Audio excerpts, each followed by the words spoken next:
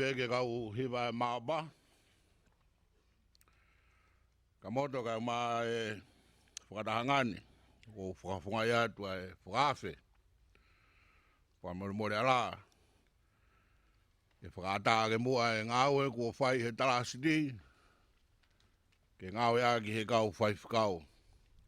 E ui e he wheitaki ke tau he kai ngarotoni. Malo.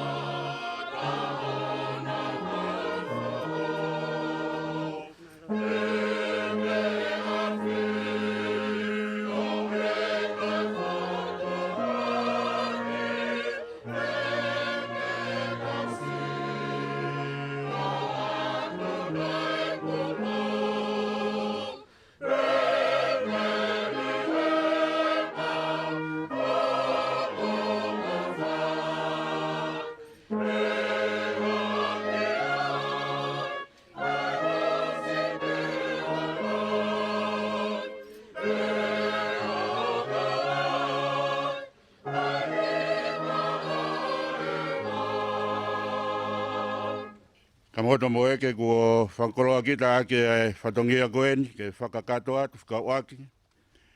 Pea moe ngahi lea ko tohitongi ke he maka whakamanatu o e whare ko Kokanavela ua. Aia o kuhai he maka ai whakarea koeni. Ko e tau te au hiwa ngofulu e whare ko Kokanavela ua i he apiko ameloke. Ko Kokanavela ua ko e manatu ofa ke he Fakafaifekau Wesiliana ko Dr. Thomas Coke. Na e whotu e sione Wesley ma moe tākanga ke ne taki i he avelot Wesiliana ki Amerika, Afrika, India moe Pasifiki, kolovai, aia na iloa ko kolopelu, hihifo tonga tapu. Pureanga tui o tonga, i aha ua whaa Tisema wafe taha no.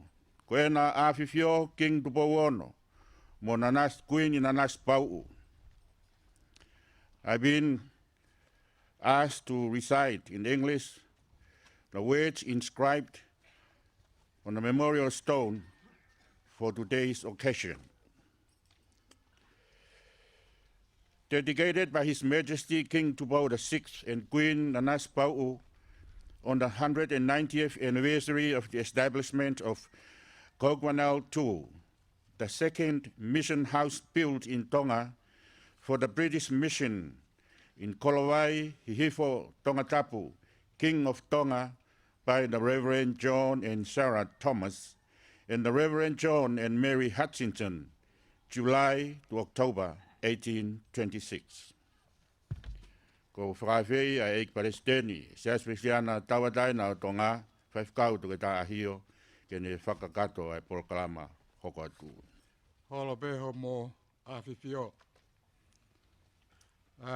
Tawa ko tupo wano.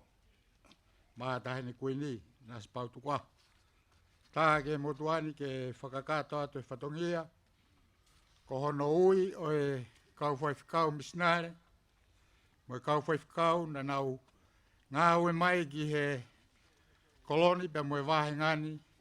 Pe rau nofo i he bine api ko Kokanavela. E konga eua te u oi atu i he Fakafaifekau ko ia na nau ngāu e mai ki he koloni. Konga ulaki ko e Fakafaifekau na nau ngāu e mai i he taimi ko ia na ke i whamalumalu ai ai seasi Wesiliana ki e seasi Methodist ko ia o Australia. A te ui ato nau ngahi ngoa, ka mata mei he tau tahawalu anō ki he tahiwa ua whaa. Ko e ulaki ko hange mea koe ko Mr. Sean Thomas. Pe koe hono wā ko Mr. Sean Hutchinson. Pe koe tolu ko Mr. Daniel Dana. Ko no whaa ko Sean Clifton. Ko ni maa ko Mr. Martin Dyson. Ko hono ko Mr. William Lapone. Ko hono fitu Mr. James Thomas. Ko hono walu ko Mr. Henry Greenwood. Ko hono hiwa ko Mr. Sean D. Joy. Ngā tānga ia o i kau papalangi na nau kamata mai e ngā oe i he kamata anga. E hoko atu ki he Fakafaifekau tonga. Ko hono hongo fulu ko e peri kau fus. Ko fulu mataha ko Meleksetek ta aufa. Ta hawa ko nepote whare papalangi. Ta tolu sione whaupula. Ta whaa ko sione manu. Ta hanima ko Andelu Funaki. Ta hano ko Paula Fukufoka. Ta fitu ko sione ta aufa. Ta walu ko Watson ta taf. Ta hewa ko Tevita Tauaeka.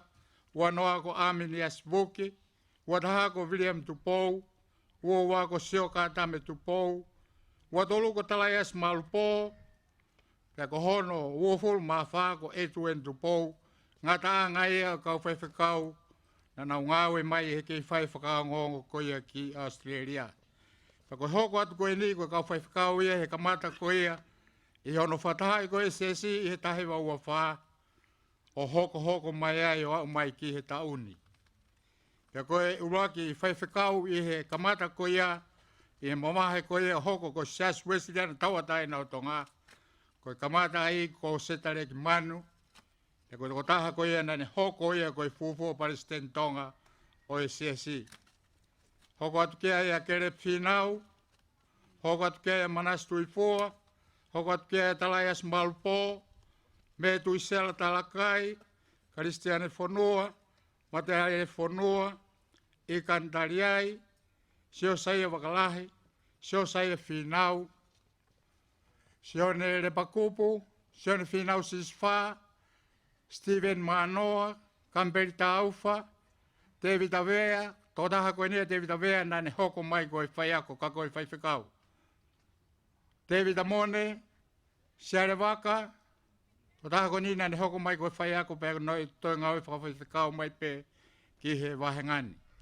Semis Koloto, Sione Tonga Simiki, David Atari Mafi, Suri Moa, Waisere Manoa nane hoko mai koe totaha whaiako.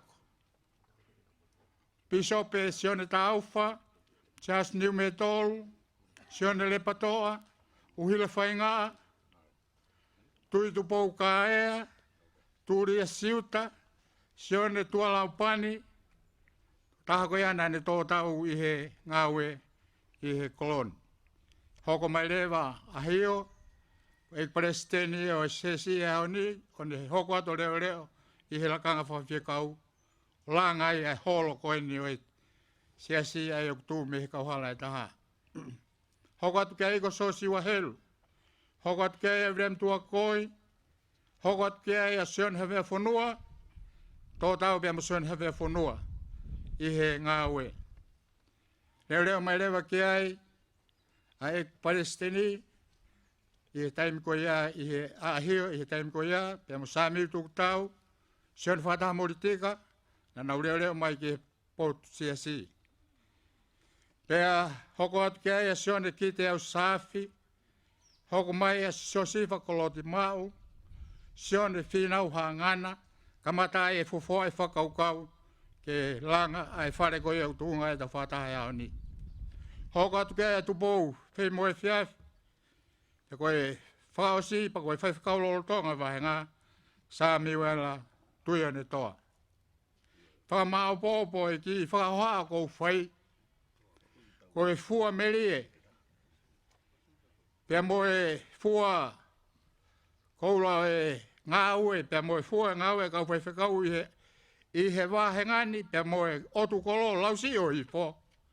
Pea e fua koe ne o mounga i tangata koe ni, ko palo fesa sione lātu kefu, pea mo viami hulholo mounga loa. Ka ngata hanga ia ki whakahoa ko whai atu lewe malanga tawati.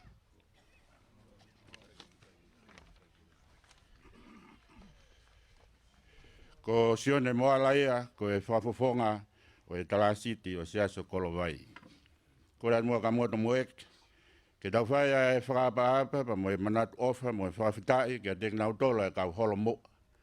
Ko tau koloa ia ai, i he hoa tā koeni. Hile ngahi mo menit ko ia, pe whakawhi i e tangata eik Palestini. Eik Palestini whaifkautuka tā ahio kene tok whakakato, ai whatongia ni ulawe kia nai ane. Ke tau whai e whakawhitai pa mo e whakamanatu, whakalongolongo, i hangahi mo meniti.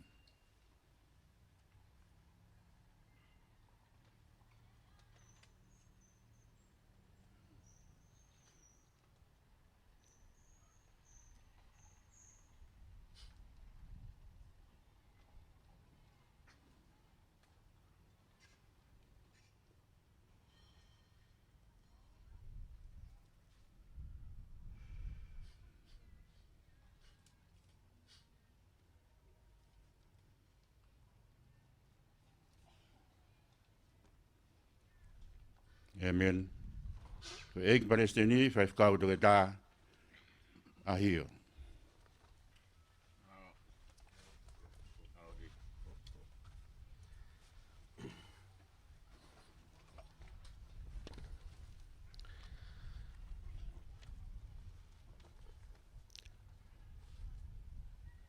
Tapu mo e a whio hai o tua he karanga mamalu o e ahoni. Katapuatu ka mo a whiwhioro. Tupo wano ka ma kuini na naspau. Tapo atu ke hoi no pere ane a fio. Vaia. Vai. Kau mai fila kepa. Tapo ke hoi ki minista. Kapneti. Ke minista panga. Ke minista ke ngai ngā whalot whanua. Kau mai e minista polisi. Pia mo ngā hei ngā anga. Tapo ke kau tangata ki taki lotu. Presidenti, toke tā ki whawairea, saulala. Presidenti se miswhanua. Presidenti me takilahi, ai sak tu waf. Ka muha takilotu. Tapo atu ke tawhakau lai wa Australia. Andrew Ford, ka maa noa me ka whawhonga wha diplomatika. Tapo ke skei tai lahi si. Ka maa ka whaifekau. Ngahi sias koto ape. Tapo atu ke ka whaafe o ahoni. Ka maa ka hiwa mai moa maa pā. Ka moto ka maa ka watoa. Ukore ke utala mo ka pui he. Ai whangatapu. Ka tongia ai whatongia koeni.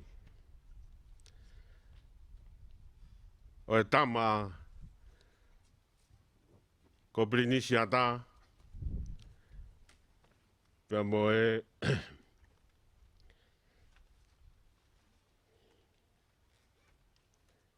kai ngā kolovai. Ko whatongiani, pia mo motuani koe motua hihifo be.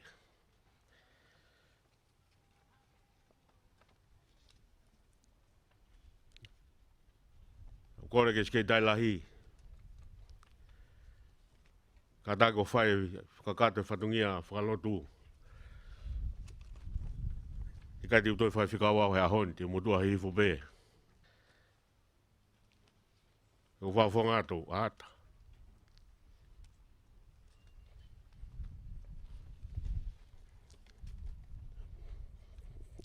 Pia mo e kai ngā kolovai. Nā e whotutu he skei tai lahi. Ai polo kalama. Polo kalama kakatu koe ni koe ngāo pei a skei tai lahi. Nā ne whotutu ke hua pe taha mo e konga. Pia whainga maari au pita ai tau taimi. Pia nā e toka angia skei tai lahi me kau whai whatongia o e ahoni. Ka mata pe e ata no taritari ki tau tolu. Nā taimi pe ke lava lele whai hua taha mo e konga. Pia mau me whainga maari ke whai whatongia whamalo. Koe au kou whawhonga toa e whamalo koeni. Kia haki I whanua o tui o sen. Nai kai au pito ke mau o tua. Nai masiwa helelei. Nai haleluia. Kua manu ia eni. Whawhetai nai tū kia e lo tū. Pe omi mo kau whaifekau. Whanongo tau ki mo tū ke mea tohi tap. Ka ta whoki ai ai hoi ki mo hau. Whaingo fua e lo tū. Hene kau a. Koe tui ki hapai koe hoi ki ke poupou. Tamatonga, tua ngāwe. Ko tau koloa e ke whamonu. Ko lotu ke ki mau pe. Malu e tu pou pe malu e motonga. Ko lau maari e ia. whaia ke whamalo e ahon. Ko e tau kātoanga lotu.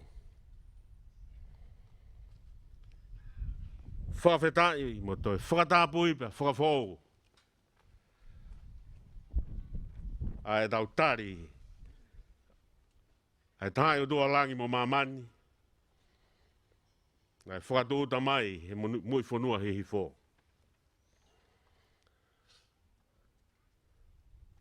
Ka moto. Au mā kawatoa. O kei nofone mui whanua. Ofo kai ke nau lawe. Pe tari whewhe na whiwhiri. Ko haa uhinga. Nai tuuta mai lo tuhe mui whanuani.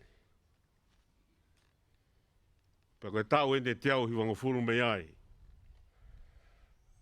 Me mui whanua haa tafu be. A hau mukano kupolu koe luak sākana me ni ti ia. Ve hala. Pa koe luak whare na Nofo'anga Fakafaifekau eni. Kolovai. Whakere ata, tāre hame mi hawa katolo. Ka toko ni maa wahai, me fo ui hono malu i.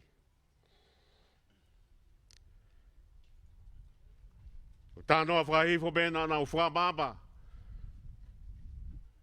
Ki he tala o e hau o tonga o kanok polu. Kanau kumi kere, kumi api mai pia ki ata. Ka moe kai ngani. Pako hinga e ahoni. Ulak whamalo ia. Ki o mo afi fio.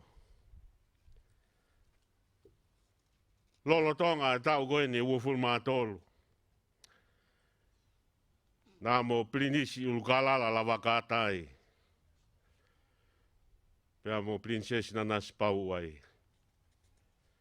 Hau mo mea pea mo e kāingani. E whakalaka la he lotu. I kāingani pea mo hui hifo.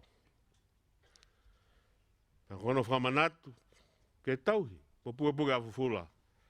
Ai koloa koia. Ngā visoni ko mo whai. I kau hala. Mo tai mua. E aho koia. Holo ko what whala i whare lalawa. Pea hoko mai eni. Neo. Nā mo higi at. Ki plus. E ta waf hong fulmawa. Ka nai gai meremo. E mo whina ngalo. A visoni ko eni. O ngāo mai ai mātua whaifekau ngoi ni toko tolu ko whakawhailoa ki atu he ahoni ki mui mai. Sione haa ngana, tu bou whai mua whiawhi.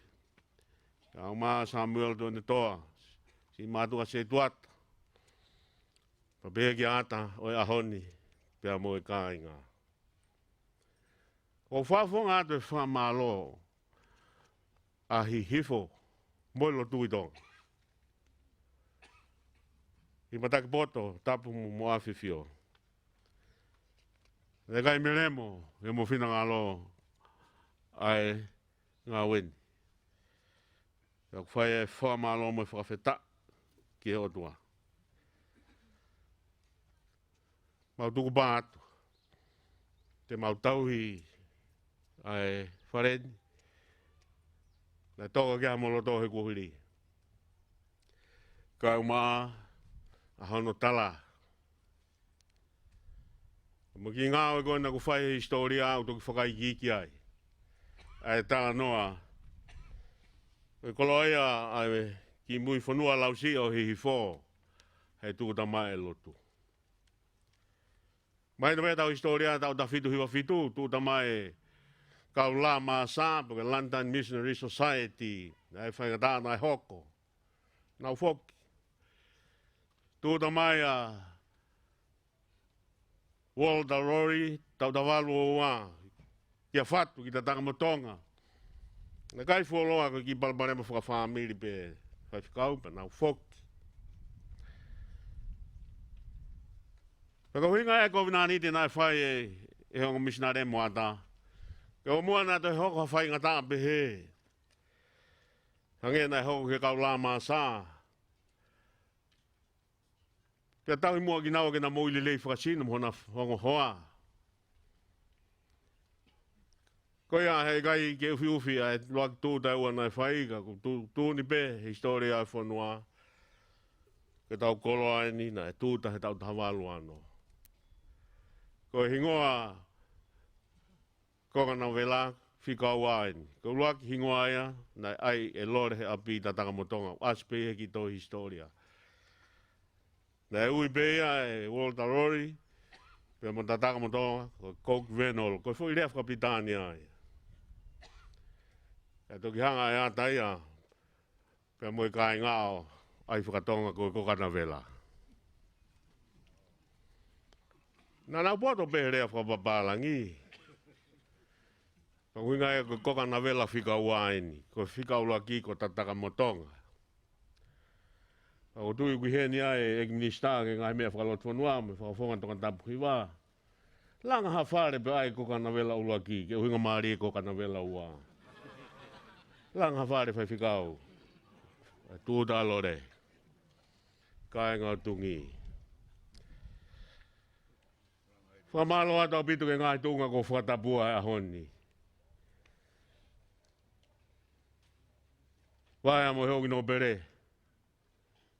Me lau ia a himi. Hou eki ke pou. Ke hapai whai tui. Ka mai si ka presenta ki lotu ko e tau koloa katoa eni. Tau whetaki tima no ngā we i tūta mai pama. Ka moe lotu. Ko e wharendi. Le mahino be. Ko e mea bena e toka whaasi on ta whinangalo. I ngā we koe ni. Ngā ore waki a atapa mo e ki kai ngani.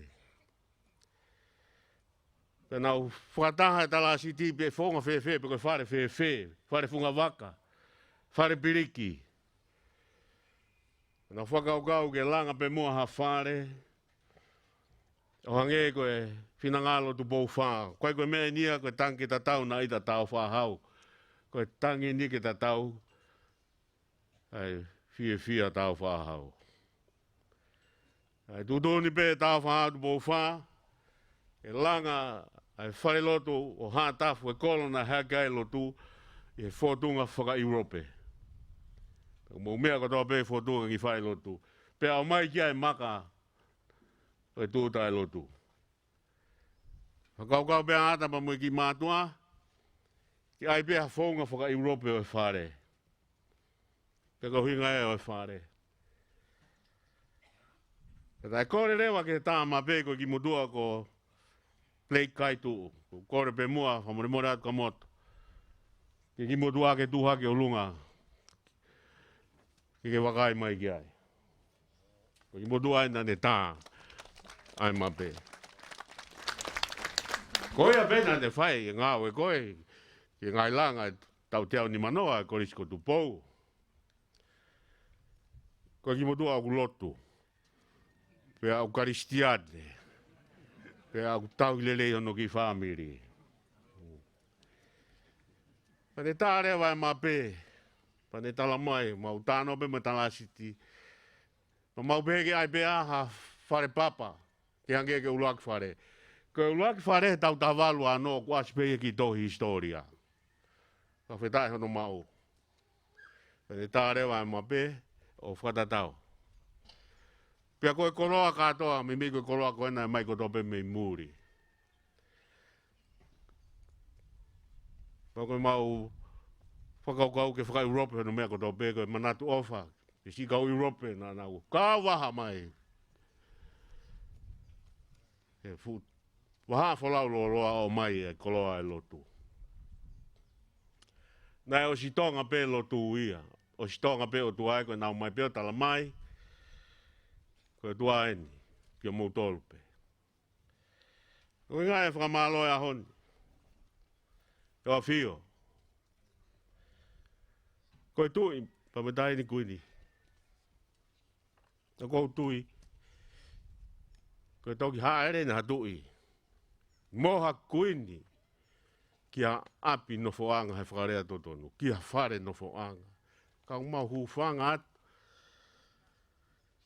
I homo visone nai pāmai.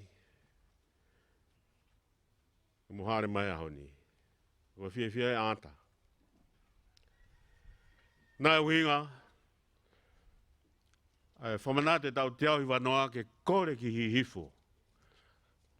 Kai tau te fitu ki kolovai. Ke nau lotu whakatau te au hiwa noa. Whalaka ange lotu whangi whetu e au tau di manoa pia e lotu uia. Ko mau tolu, ko e fuola tahaini e lotu mono tala noa mui whunua. Mei haa tafu. Ki whahefa pehea ke ai ki kāinga moto pua kako hifo ia. Ke mau lotu whakatau te au hiwa noa. Koe e ni au lotu whakatau hongo fulu pē. Tau lotu whakatau hiwa noa. Pea kutoe ai tau e hongo fulu. Pa senduri ua e lotu.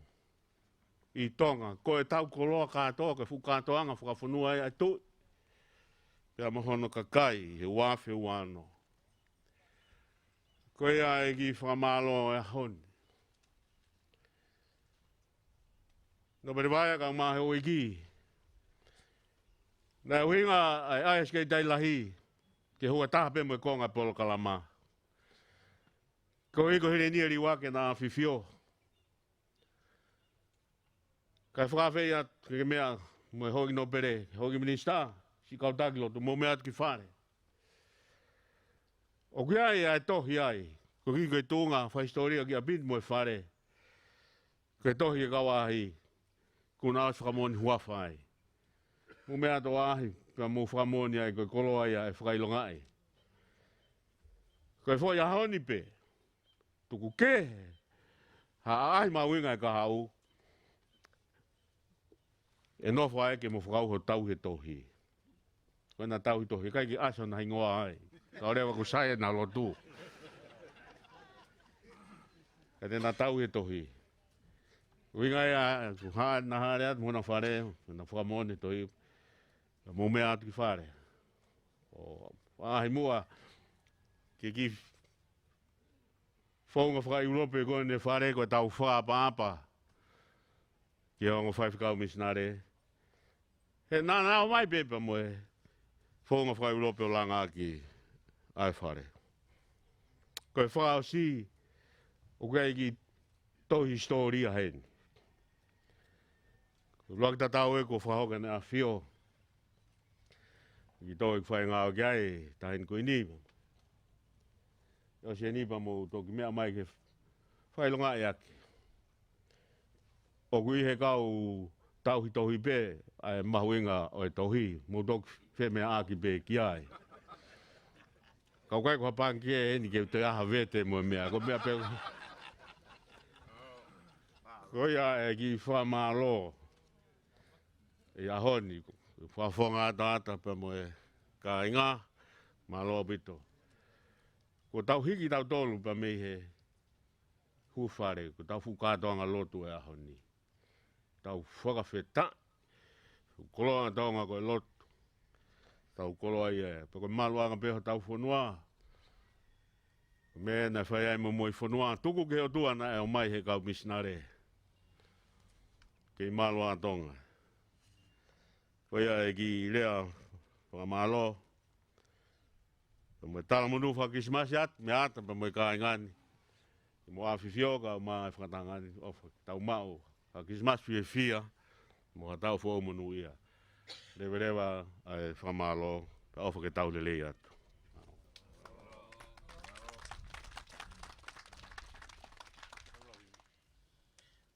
Ko e whola hei mi tuku, o e tau ngau e mamafa, mo mahu inga, i he aho ko ni. O ku i he whange au, whango fulu maa walu, o himi. Whange au, whango fulu maa walu, o himi. E lau maari e hifo mai, ki ho mau whareni. Ha, ere mo mafi, ai hivi, ho keresi.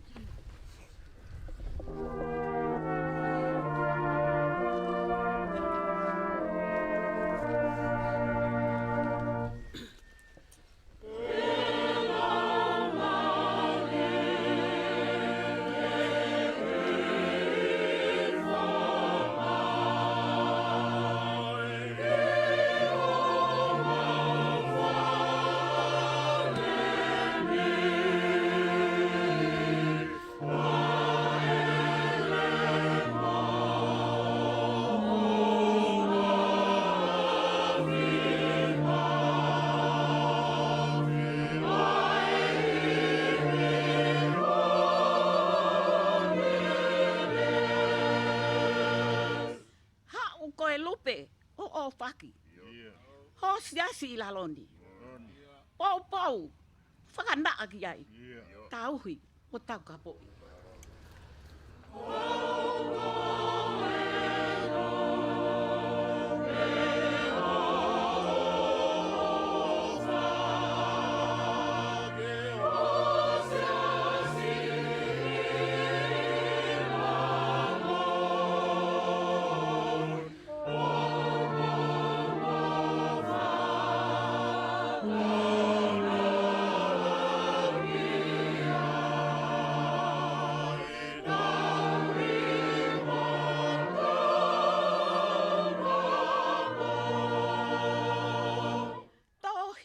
Hange hahau.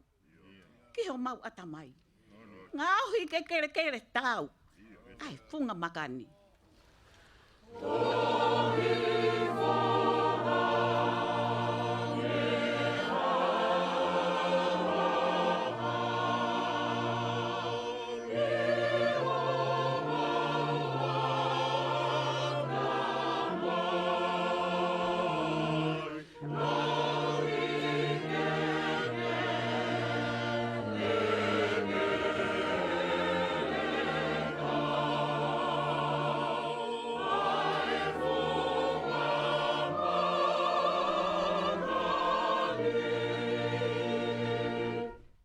Marie, tari mai. Ai lotu o atu. Ha, ere mo mafi. Ha, lau Marie. Ha.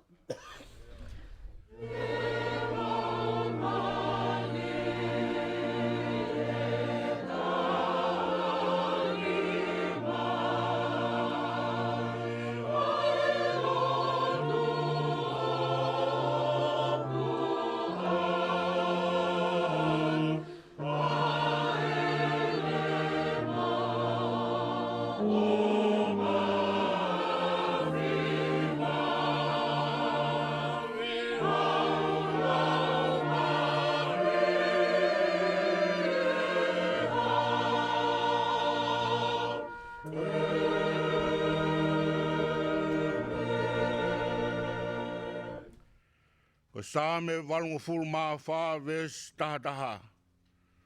Ko pot frofola malanga ia na fofo malanga e St. Thomas hihifoni. Ko tau whikau ia hon. He ko si hova Elohimi, ko e la a me whakau ia. Ok fuake si hova e kres moe koloria. E kai tene mamai halelei e taha. Mea tiki nau tolu. O kulaka hawa. Pea koe kresa e ko Sisu Christ. Koe ofalahi ai o tua ka tau tamai. Moe whio i lau maari maoni o ni. Kia tau tolu ko toa pia a honi. Pea whai pio ta ngata. Amen.